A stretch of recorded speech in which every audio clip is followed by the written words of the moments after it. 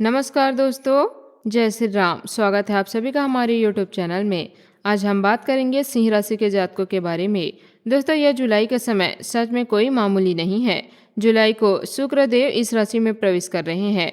गुरु ग्रह प्रेम, सौंदर्य, धन दौलत और वाहन, श्रेय, कला, रचनात्मक और वैवाहिक सुख का कारक माना जाता है। जब यह इस राशि में आता है तो सूर्य की अपनी राशि यह एक राशि गौरवपूर्ण और आत्मविश्वास से भरा प्रभाव लाता है।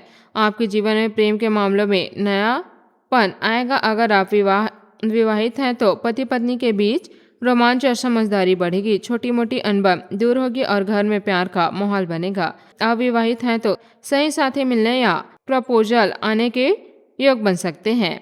धन के मामले में अचानक कोई अच्छा मौका हो सकता है या फिर लग्जरी चीजें खरीदने का मन करेगा और वो संभव भी हो जाएगा। रचनात्मक क्षेत्र में काम करने वाले लोगों से, जैसे कॉन्टेक्ट क्रिएट आर्टिस्ट, डिजाइन, लेखन या बिजनेस आइडिया वाले के लिए यह स्वामिल है। नए आइडिया आए, पहचान मिले और आपकी वाणी इतनी प्रभावित हो कि बोलकर करना चाहते हो वह हो जाए। लेकिन याद रखना, इस राशि में शुक्र थोड़ा अहंकार भी ला सकता है, इसलिए प्यार और पैसे दोनों में संतुलन रखना बहुत जरूरी है। ज्यादा खर्च, ईगो क्लासेस से बचना।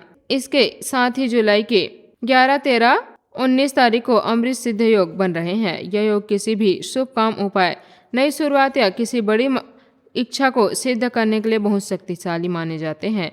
अमृत सिद्ध योग का मतलब है कि उस दिन किए गए कर्मों को सफलता का अमृत मिलता है, यानी छोटा सा प्रयास भी बड़ा फल देता है। इस दिनों अगर आप कोई नया काम शुरू करना चाहते हैं तो कोई उपाय करते हैं तो बजरंगबली जी की पूजा करते हो, हनुमान चालीसा पढ़ते हो या अपनी मनोकामना के लिए प्रार्थना करते हो तो उसकी सफलता की संभावना कई गुना बढ़ जाती है। यह योग इसीलिए इतना पावरफुल है क्योंकि इसमें तिथि, नक्षत्र और वार का ऐसा अनोखा मिलन होता है जो ग्रहों की शक्ति को आपके पक्ष में कर देता है। इसलिए इन तीनों को खास बनाएं। सुबह जल्दी उठकर स्नान करें, साफ कपड़े पहने, बजरंगबली जी के सामने दीपक जलाएं, सिंदूर या तेल चढ़ाएं, हनुमान चालीसा का पाठ करें और अपने जीवन के नए रास्ते के लिए संकल्प लें।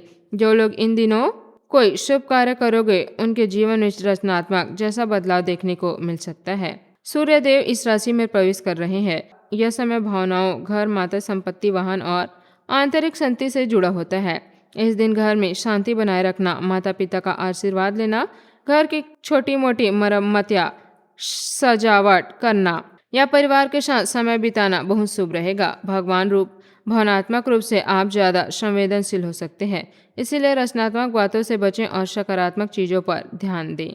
जब गुरु पूर्णिमा, यह दिन गुरु पूजन, ज्ञान, शिक्षा, आध्यात्मिक उन्नति और गुरु कृपा के लिए अत्यंत महत्वपूर्ण है। गुरु पूर्णिमा के दिन गुरु शिक्षा, बड़े बुजुर्गों का सम्मान करना, उनकी सेवा करना या उनके आशीर्वाद लेना आपके जीवन में ज्ञान और भाग्य दोनों को बढ़ाएगा। विद्यार्थी इस दिन पढ़ाई में मन लगाएं तो सफलता मिलेगी। आध्यात्मिक समाधान करने वाले लोगों को विशेष लाभ मिलेगा और शनि के रेट्रोगेट होने की शुरुआत भी इसी महीने हो रही है। शनि जब वक्री होते हैं तो वे हमें अतीत के कर्मों की समीक्षा करने, अधूरे काम को पूरा करने, पुरानी गलती को सुधारने और दीर्घकालीन योजना बनाने के लिए मजबूत करते हैं। यह देरी ला सकता है, लेकिन यह देरी वास्तव में आशीर्वाद है, क्योंकि जो पुराना रास्ता अब आपके काम नहीं आ रहा उसे छोड़ने का मौका देता है। शनि की यह स्थिति हड्डियां, दांतें जोड़ने और पुराने बीमारियों पर ध्यान देने का संकेत भी देता है। लेकिन अगर आप सही दिशा में मेहनत करोगे तो शनि आपको दीर्घकालीन स्थिरता और सफलता देगी।